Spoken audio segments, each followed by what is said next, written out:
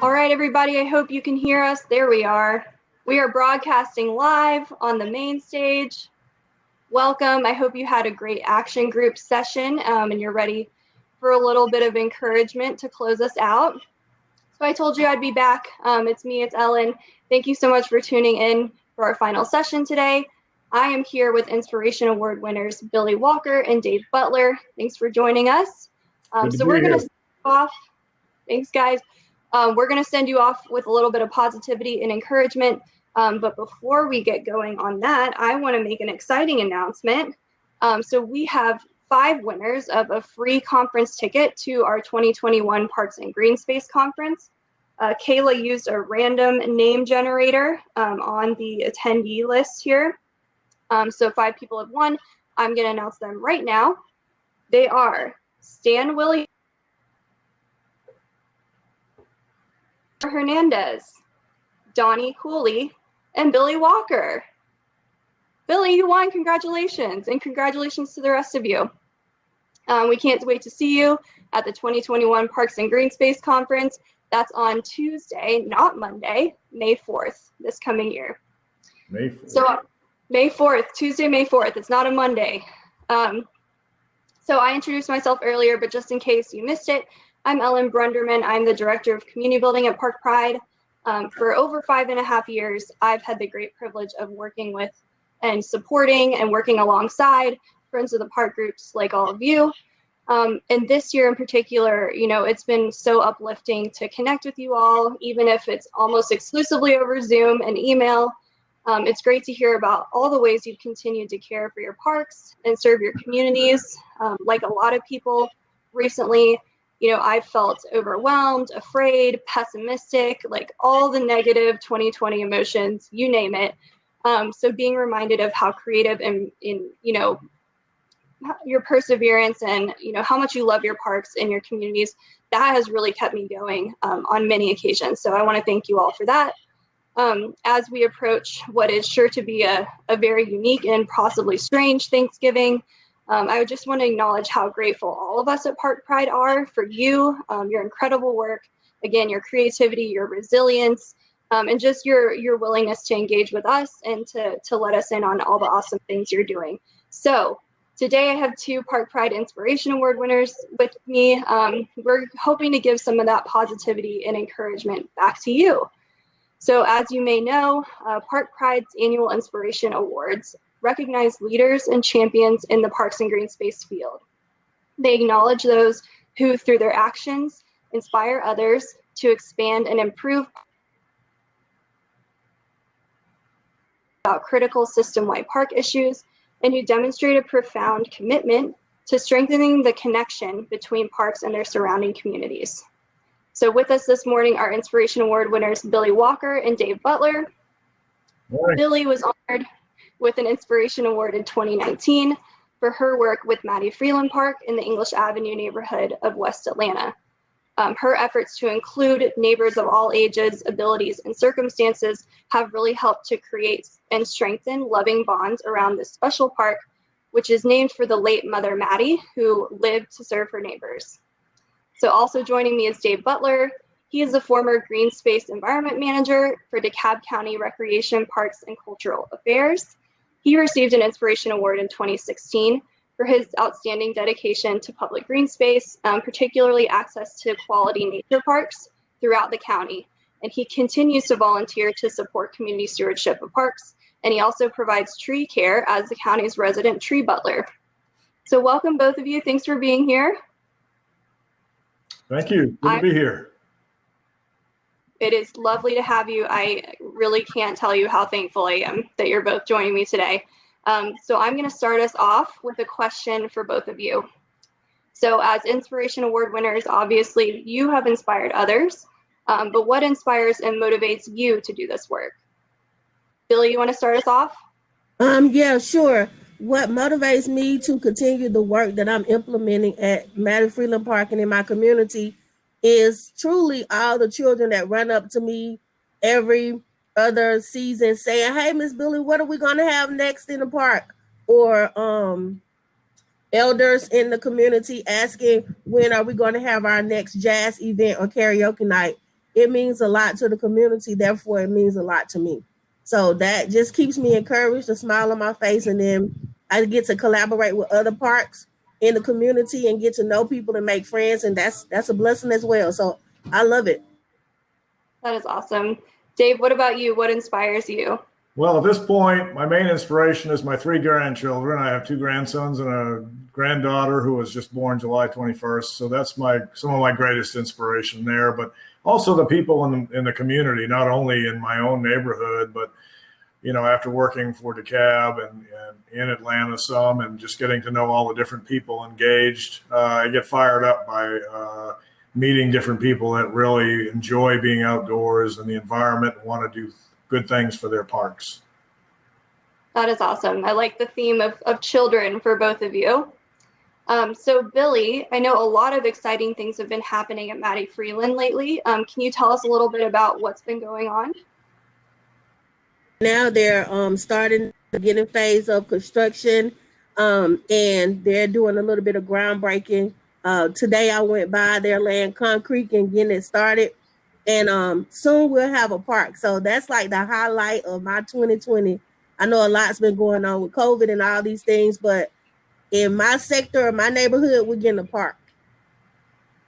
That is great. It's a brand new park. It's been a long time coming. Is that right? Oh, yes. We've been working on it for quite a while. We had a friends of the group when we were just a green space. We did a lot of planning, a lot of implementing. We were blessed to be able to receive the legacy grant this year to get some groundbreaking started. And now we are charged with doing a bit of fundraising and trying to be able to execute the funds that's needed to match a grant and get it started. So we're ready. That is awesome. So Dave, I understand that you volunteer with the Friends of Medlock Park. Can you tell us how you got involved with that group? Well, I moved into the Medlock neighborhood in 1986 and raised our kids there. So we got engaged in the park early with our children, long before there was really any kind of community groups or anything involved in that park.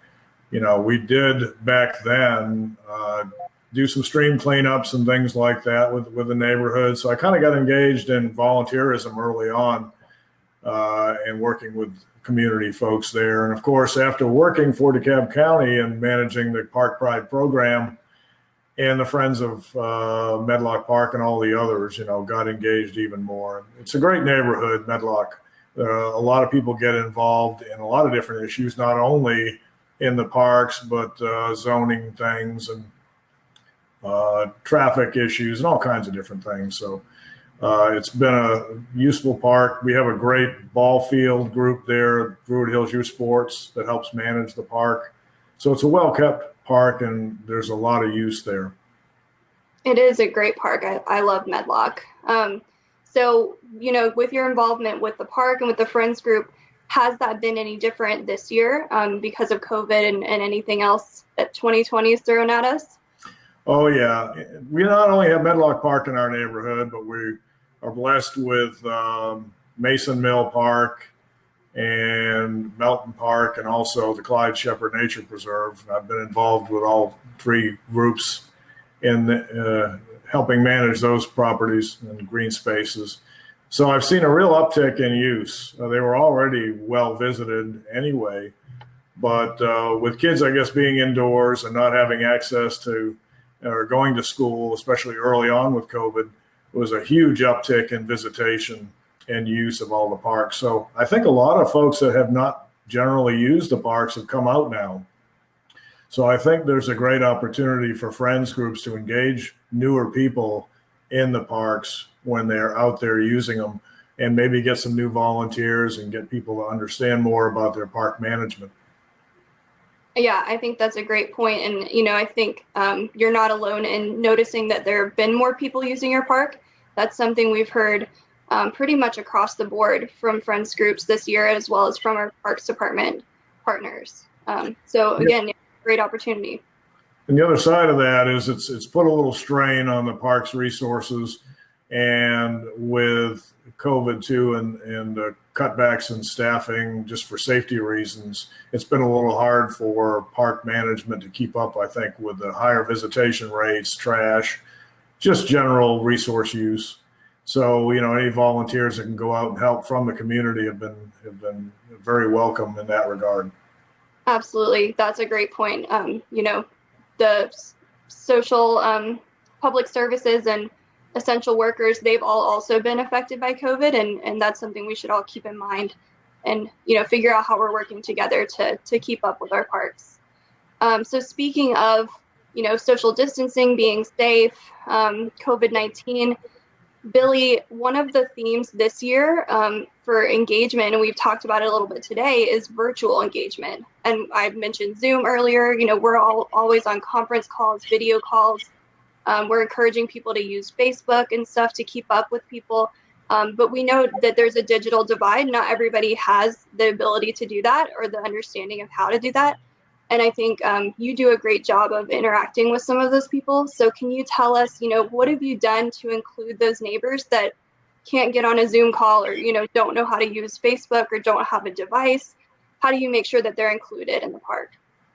Well, one way I've been doing it is to go out and share the plans of the park, because I have the actual blueprints that were given to me by our park design team and some of our elders, and even some parents that's doing virtual learning and just don't have the time to join a meeting.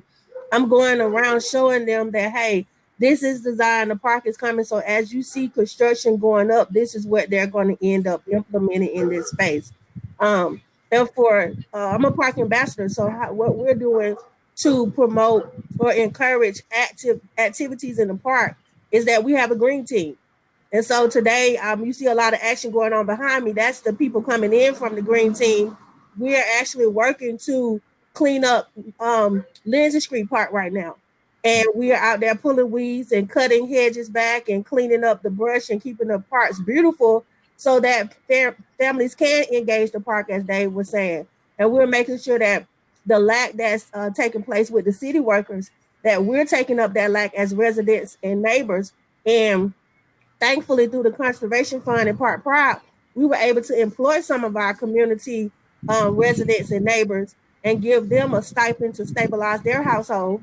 And then the double fold is that the stipend that we're paying them to work is stabilizing the park for the parents and the community and the children. So we're doing that at Lindsay Street Park. We're doing that at Catherine Johnson Park. And we're just going to do a little cleanup at Mattie Freeland because it's under construction. It doesn't need much. But that's the way we're being inclusive. We're working kind of around the technology phase right now, and we're getting people out and about and getting their hands dirty and in the grass and the soil and doing something that's proactive. That is awesome, Billie. I love to see that activity going on behind you. So cool. And great that you have your green team behind you. I think that's really important. So Dave, you touched on this a little bit, but we mentioned, you've worked as a government employee in a parks department, and you're also a community, park stewardship volunteer. So you have both of those perspectives. What advice can you offer to friends groups for how to work effectively with their local parks department? Well, number one really is the personal relationships, and that's true in so many activities in life. But, getting a meeting with the park director, based on my experience, park directors don't like to be blindsided. So if they hear from commissioners or somebody else about something that a friends group wants to do, it's really good if you can get an upfront meeting with the parks director and, bring those concerns to him directly, or develop that relationship early on as a friends group. It's really important.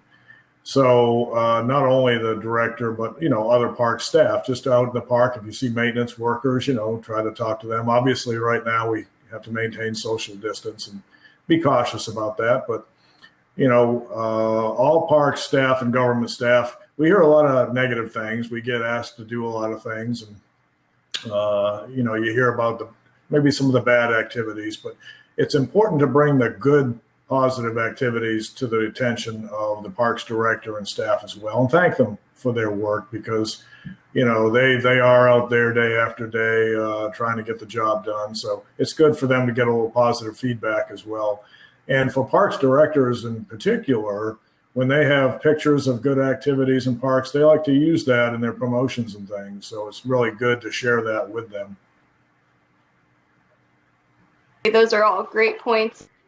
I'll reiterate again what we said earlier, that like all of us, our Parks Department partners and employees, they are affected by COVID-19. They're affected by, the economic downturn and all the uncertainty that we're experiencing. So forming those positive relationships, I think, is great. And also, being understanding, being friendly, and figuring out positive ways to work together is really, really important. And I'm glad that we have your perspective here as somebody who was on that side of things. So I think we have time for one last question. This is for both of you, and this is also for everybody watching. I really encourage you to type something in the chat in response to this question if you have something good to share. One of the things we're trying to do with this event and with all of our programming for Friends of the Park is to build fellowship and help you feel like you're part of this bigger group of people who all care about parks, and you're like-minded people who can support each other. So this last question is, as we're nearing the end of 2020, and we know there's still a lot of uncertainty in the air, and we don't, I don't feel like we're out of the woods yet personally. I would love to know what's one thing that gives you hope for parks and green space going into next year. Billie, you want to start us off with that one? I guess the one thing that would give me hope is that as a community and as a city, we're taking things serious, and we're a lot of people are promoting activity, and we're keeping the parks alive. Like, they're just not sitting idle. And my hope is that we continue that, and after this pandemic, people continue to use the park, realize that it's a vital space for the community, and then of course Park Pride remains to stay in the position to keep building parks, because we need to have active, safe places for the children. So that's what gives me hope, because we have that in my community, and communities that don't have a safe place for children to play, all communities deserve a park. So that's what gives me hope. That's right, Billie. Dave, what about you? What gives you hope? Well, very, very similar things as Billie mentioned, especially in my neighborhood. People just out walking more because they have more time, maybe not working as much, or kids not in school, whatever the reason may be. So they're getting more engaged in our community. So I have hope that people going forward just getting to know each other more and working cooperatively to help each other out. We're seeing a lot of that in my community. That is awesome. So I hope you're sharing in the chat what gives you hope. And I want to thank Billie and Dave for joining us today, for sharing, and for everything that you're doing for your parks and for your communities. Thank you so much. All right. Thank you, Park Pride. And I also want to thank all of our guest facilitators who came and spoke today and helped us with our action groups. Thank you so much for dedicating your time and energy to making this such a special event. We really, literally could not do this without you. So I wanted to recognize all of you. For everybody who's watching today, if you want to nominate a park champion who inspires you, you can do that as soon as today. We have the nomination form for 2021 Inspiration Awards live on Park Pride right now, parkpride.org. We will also put a link to that form in the post-event email, and I think Shantae is going to put it in the chat as well. So please nominate somebody who inspires you. The nomination deadline is Sunday, January 17th, and those winners will be recognized at next year's Parks and Green Space Conference. And again, that's on Tuesday, May 4th, next year. So also in the post-event email, we'll ask you to fill out a short evaluation.